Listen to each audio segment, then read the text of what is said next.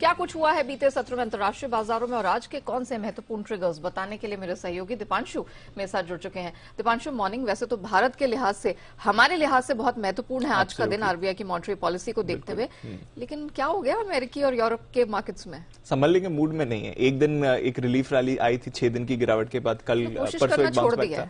कोशिश करना छोड़ दिया इस समय। पूरा का पूरा डिपेंडेंट है कि फेड क्या करेगा, यूके में क्या हो रहा है। बहुत सारे फैक्टर्स हैं इस समय जो बाजार के मूड माहौल को इंपैक्ट कर रहे हैं और उसी की वजह से हम देख रहे हैं कि वो कॉन्फिडेंस नहीं आ रहा है निवेशकों की तरफ से। अच्छी शुरुआत इनफैक्ट कल हुई थी अमेरिकी बाजारों की और बहुत वॉलेटाइल सेशन रहा। मजबूत शुरुआत हुई, फिर गिरे, फिर संभले, फिर गिरे, फिर गिरे, संभले और आपने एंड में देखा कि करीब 450 अंक नीचे डाउ बंद होते हुए दिखा। एशिया में भी अभी आप देख रहे हैं उसी का इंपैक्ट आते हुए दिखा है। हालांकि एक झलक हमें मिल गई थी जब हमारे बाजार बंद हो रहे थे, डाउ फ्यूचर्स काफी वॉलेटाइल थे और कमजोरी दिखा रहे थे, बट उसके बाद हमने देखा कि और गिरावट के साथ 450 अंक नीचे बंद हुए।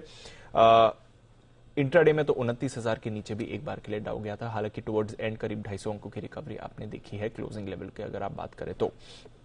आईटी में ज्यादा बिकवाली थी और भारी बिकवाली की वजह से आईटी इंडेक्स जो नैस्डैक है वो 3% के आसपास कल टूटते हुए आपको दिखा है। तो ये दिखा रहा है कि कन्विक्शन गिरावट का ज्यादा आईटी की तरफ आ रहा है। S&P 500 भी अब 22 महीने के निचले स्तर पर आ गया है। डाउ तो ऑलरेडी उन लेवल्स पर है ही। तो कमजोरी बनी हुई थी और इस कमजोरी का एक बड़ा योगदान एप्पल की तरफ से भी आया था। 5% कल ये शेयर टूटा है क्योंकि बैंक ऑफ अमेरिका ने एप्पल को डाउनग्रेड करा है। आपको याद होगा 2-3 दिन पहले हमने भी ये न्यूज कवर करी थी कि एप्पल ने एक सप्लाई वार्निंग दी है। वो कह रहे हैं, अपने सप्लायर्स को वार्निंग दी है, वो कह रहे हैं कि आईफोन 14 की डिमांड उतनी नहीं रहेगी जितना हमने पहले अनुमान लगाया था, तो आप अपने सप्लाईज उसी हिसाब से मैनेज करें।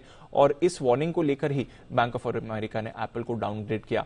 क्योंकि एप्पल को डाउनग्रेड किया गया तो इनके जितने भी सप्लायर्स हैं वहां पर कल हमने गिरावट देखी। सेमीकंडक्टर स्टॉक्स में आपने भारी गिरावट देखी और बाकी आईटी शेयर्स में भी आपने बड़ी गिरावट आती हुई देखी। इनफैक्ट मेटा भी कल 3% टूटा है। यहां पर भी एनालिस्ट नजर लगाए हैं कि आगे कंपनी के प्लान्स हैं हायरिंग फ्रीज करने के, तो वो एक डर बहुत बैठ रहा है कि शायद एक स्लो डाउन का संकेत यहां से भी आपको लेना चाहिए। माइक्रोसॉफ्ट, मेटा, बाकी दिग्गज आईटी शेयर्स की भी अगर आप बात करें तो 52 हफ्ते के निचले स्तर पर कल ये आपको आते हुए दिखे। तो ब्रॉड बेस्ड सेलिंग थी, बट ज्यादा सेलिंग आईटी और आईटी से जुड़े सेक्टर्स में आती हुई दिखी, जिसकी वजह से बाजार का मूड माहौल और बिगड़ा। इसमें आप प्रेशर डाल सकते हैं बॉन्ड यील्ड की तरफ से भी, जो 10 साल की बॉन्ड यील्ड है। हालांकि हमने देखा था कि परसों एक बड़ी गिरावट हुई थी यूके के एक्शन के बाद, कल बढ़कर फिर से ये 3.8% के करीब आपको आती हुई दिख रही है। तो मूड माहौल बाजार का डेफिनेटली इस समय तो बिगड़ा हुआ आपको दिख ही रहा है। यूरोप की बात करें तो यहां पर भी 2% तक की गिरावट आई। कल बैंक ऑफ इंग्लैंड की तरफ से लगातार तीसरे दिन इंटरवेंशन आते हुए दिखा है बॉन्ड मार्केट में, जिसकी वजह से उनकी करेंसी जो थी वो स्टेबल थी, बट अदरवाइज मार्केट्स का मूड माहौल काफी बिगड़ा हुआ था। इनफैक्ट जर्मनी का इन्फ्लेशन 70 साल के बाद आपको 10% के स्तर पर दिख रहा है। आखिरी बार ऐसा लेवल हमने तब देखा था जब वर्ल्ड वॉर 2 के बाद जर्मनी संभलने की कोशिश कर रहा था और उस समय इनकी इकोनॉमी की हालत काफी खराब थी। उस समय के बाद आप देख रहे हैं सबसे खराब इन्फ्लेशन आंकड़ा जर्मनी के लिए आते हुए दिखा है। साथ ही इन्होंने एक $200 बिलियन स्पेंडिंग प्लान के भी ऐलान किया है गैस प्राइसेस जो उछल रहे हैं उसको संभालने के लिए। इनफैक्ट कमोडिटी बाजार में भी आप देखेंगे तो दाम ऑलमोस्ट उसी लेवल पर हैं जहां पर कल हमारे दाम दिख रहे थे $88-89 पर ब्रेंट है, बट यहां पर भी उतार चढ़ाव हो रहा है क्योंकि एक तो अक्टूबर से जो उनकी ऑलरेडी 1 लाख बैरल की कटौती का प्लान था वो फॉलो थ्रू होगा और फिर 5 तारीख को ओपेक प्लस की बैठक है और वहां पर और क्या उत्पादन कटौती आ सकती है इसकी भी अब संभावना जताई जा रही है। हालांकि जर्मनी के प्राइस कैप की वजह से नेचुरल गैस के दाम कल जरूर टूटते हुए दिखे हैं, करीब 2.5 महीने के निचले स्तर पर आ गए हैं।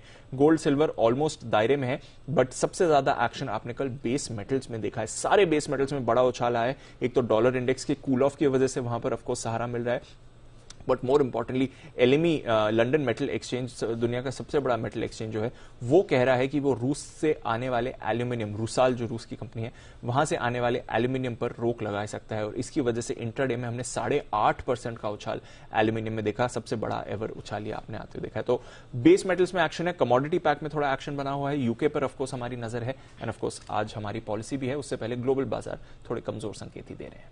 चलिए, तो ग्लोबल बाजारों से कमजोर संकेत हैं, लेकिन आप कह सकते हैं कि ट्रिगर्स और इवेंट्स की भरमार है। शुक्रिया दीपांशु, वो पूरी डिटेल दर्शकों के सामने रखने के लिए।